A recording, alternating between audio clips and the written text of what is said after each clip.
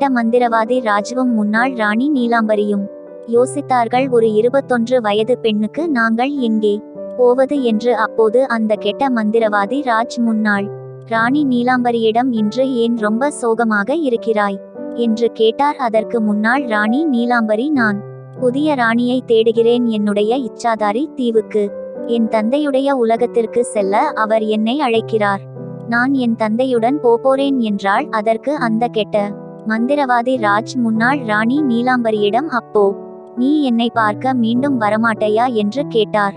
அதற்கு முன்னாள் ராணி நீலாம்பரி அந்த கெட்ட மந்திரவாதி ராஜிடம், அதற்காகத்தானே நான் புதிய ராணியை தேடுகிறேன், என்னுடைய இச்சாதாரி தீவுக்கு என்ன புரியவில்லையா, நான் இங்கு வருவதற்கு என் தந்தையிடம் காரணம் சொல்ல வேண்டும், நீ எங்கே போகிறாய் என்று என் தந்தை என்னிடம் கேட்டார், நான் புதிய ராணியை பார்க்க போகிறேன் என்று சொல்வேன், அந்த காரணத்தை என் தந்தையிடம் சொல்லிவிட்டு இங்கு நான் உன்னை பார்க்க தினமும் வருவேனே, எப்படி என்னுடைய யோசனை என்றாள். அதற்கு அந்த கெட்ட மந்திரவாதி ராஜ், அற்புதம் என்றான். அப்போ அந்த வழியில் ஒரு கப்பல் போனது, அதை இருவரும் பார்த்தார்கள். அப்போது இருவருக்கும் ஒரு யோசனை வந்தது, அது என்னவென்றால், நாங்களே அப்படி ஒரு கப்பலை உருவாக்கினால் என்ன என்று இருவரும் சரியென்று போயிட்டு உடனே பேசும் கப்பலை உருவாக்கினர். அப்போது முன்னாள் ராணி நீலாம்பரி அந்த கெட்ட மந்திரவாதி ராஜிடம், என்னிடம் ஒரு திட்டம் உள்ளது, அது என்னவென்றால், யார் முதலில் இந்த கப்பலில் ஏறுகிறார்களோ அவள்தான் ராணி என்னுடைய இச்சாதாரி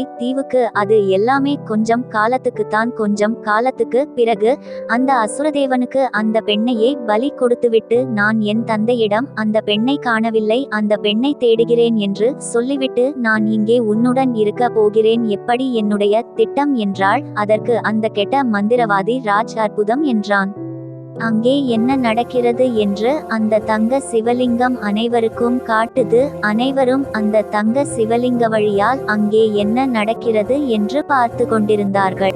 என்ன தனிக்காட்டு ராணி, எப்படி என் இன்பமான அதிர்ச்சி உனக்கு பிடிச்சிருக்கிறதா? ஆமாம், ரொம்ப பிடிச்சிருக்கு. மிக்க நன்றி நீலாம்பரி அம்மா, இந்த இன்பமான ராணி நீலாம்பரி அதிர்ச்சியுடன் பைரவியை பார்த்தாள், யோ யாருடா இவ என்று.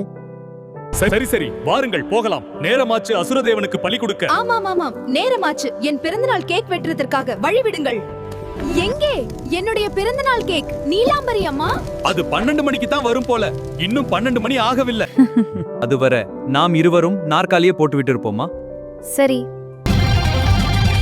இந்த இடம் மிகவும் சூடாக இருக்கிறது, நாம் இருவரும் ஐஸ்கிரீம் சாப்பிடலாமா? சரி. இந்த ஐஸ்கிரீம் ரொம்ப நல்லா இருக்கு பைராவா. ஆமா பைரவி, நம்ம சாப்பிடலாம். சுற்றி ஏராளமான மந்திரவாதிகள் நின்று கொண்டிருக்கிறார்கள். இது எல்லாமும் கெட்ட அசுர மந்திரவாதிகளும் பார்த்து கொண்டே நிற்கிறார்கள், இங்கே என்னடா நடக்கிறது என்று. எல்லா மந்திரவாதிகளும் அசுரதேவனுக்கு மந்திரம் சொல்கிறார்கள், ஓம் கிரீம் கிரீம் என்று. அதற்கு பைரவாவும் பைரவியும் நக்கல்லுடன் கிரீம் கிரீம் ஐஸ்கிரீம் என்று பாட்டு பாடுகிறார்கள். 12 மணி ஆச்சு. இப்போது 2 ஆடுகளும் புலியாக மாறி வேட்டையாட போகிறது. எல்லா கெட்ட மந்திரவாதிகளும் அசுரதேவனுக்கு மந்திரம் சொல்கிறார்கள், தீயிலிருந்து அசுரதேவன் வந்தான். பிறந்தநாள் கேக் வந்து விட்டது, போய் வெட்டு. சரி. யாரா இவ? இந்த வெட்டு வெட்டிரா? போற போக்க பார்த்தா எங்களுக்கு இதே நிலைமை தான் போல. ஓடுங்க. அடி உதல் குத்து கொல்லு வெட்டு போட்டு தாக்கு.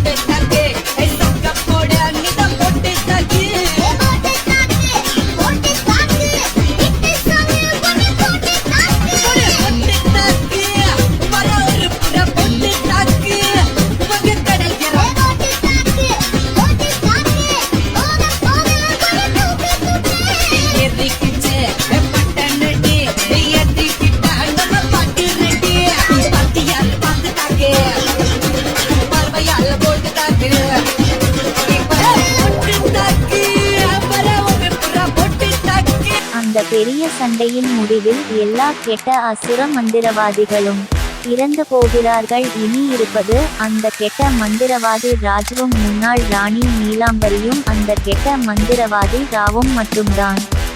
பைரவி அந்த கெட்ட மந்திரவாதி ராவை பார்த்து நக்கலுடன் பாட்டு பாடினாள்.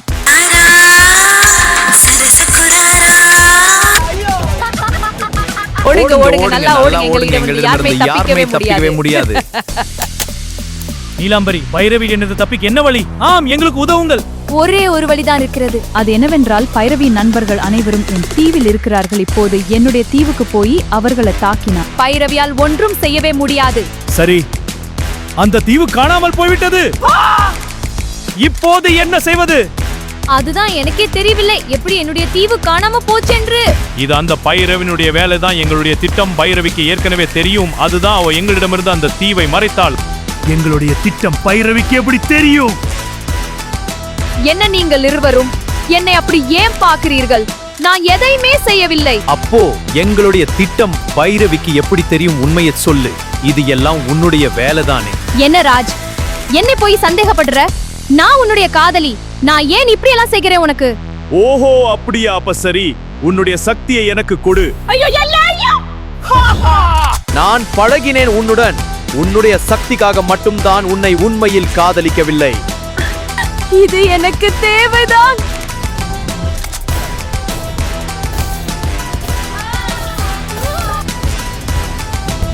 என்ன நீலாம்பரி அம்மா, இந்த அடி போதுமா? இன்னும் கொஞ்சம் வேண்டுமா? எனக்கு இந்த அடியே போதும்.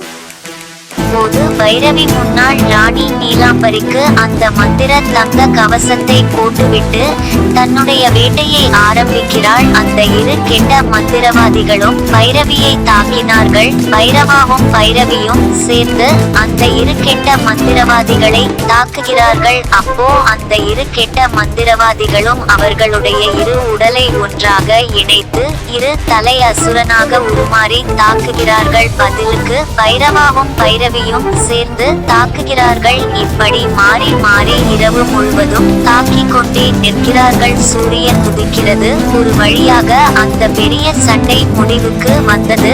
பைரவாவும் பைரவியும் சேர்ந்து ஒரே நேரத்தில் அந்த இரு தலை அசுர மந்திரவாதிகளுடைய தலையை வெட்டினார்கள். பிறகு முன்னாள் ராணி நீலாம்பரி அவளுடைய சக்தி அவளுக்கு வந்துவிட்டது. என்ன நீலாம்பரி அம்மா, உங்களுடைய இச்சாதாரி தீவுக்கு போகலாமா? சரி, வாருங்கள் போகலாம். இனிய பிறந்த நாள் வாழ்த்துக்கள் தனிக்காட்டு ராணி. மிக்க நன்றி அன்பு நண்பர்களே. நீ ஏன் இப்படி எல்லாம் செய்தாய்? பைரவிக்கு பாவம் அந்த குழந்தை. அந்த குழந்தை போய் அசுரர்களுக்கு பலி கொடுக்க எப்படி மனசு வந்தது உனக்கு? ஒருவேளை பைரவி ஒரு சாதாரண பெண்ணாக இருந்தால் இன்றைக்கு பைரவியின் நிலைமை என்ன? வேற என்ன? கிரீம் கிரீம் ஐஸ்கிரீம் பாட்டு பாடிக்கொண்டே அந்த அசுரதேவனின் வயிற்றின் உள்ளே இருக்க வேண்டியதுதான். மகள் அப்படி செய்ததற்கு மன்னிக்கவும். என்னை மன்னிச்சிருமா. அது என்ன அம்மா, நீ இங்க போய் என் காலில் விழுந்துகிட்டு எழுந்துருங்க அம்மா. சரி சரி, வாருங்கள் போகலாம். நேரமாச்சு. உண்மையான என் பிறந்த நாள் கேக் வெட்டுவதற்காக.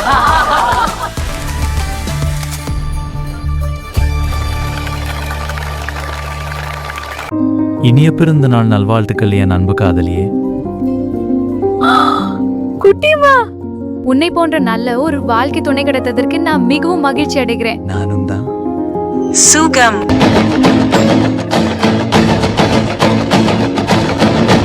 இதுதான் தனிக்காட்டு ராணி பைரவினுடைய முழு கதை. இந்த கதையை எழுதியது தனிக்காட்டு ராணி லிபானா.